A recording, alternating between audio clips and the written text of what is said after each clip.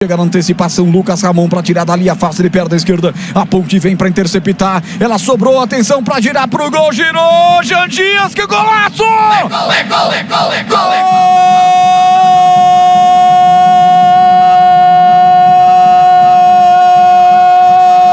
Golaço da Ponte!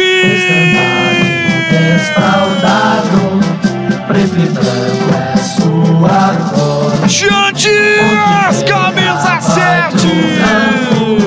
Pra mostrar o Ele não perdoa!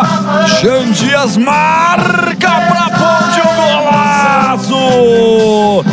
Fatal! Letal! Jean Dias é o tal! Marca mais um! Marca mais um! A Ponte intercepta a saída de bola da equipe do Mirassol. Ela sobra com o Jean Dias. Na entrada da meia-lua. Ele gira a bola, quicou no ar. Aí ele girou, mandou um tirambaço pro canto direito de Alex Muralha, pro fundo do gol do Mirassol. Fica caladinho o Estádio Maião.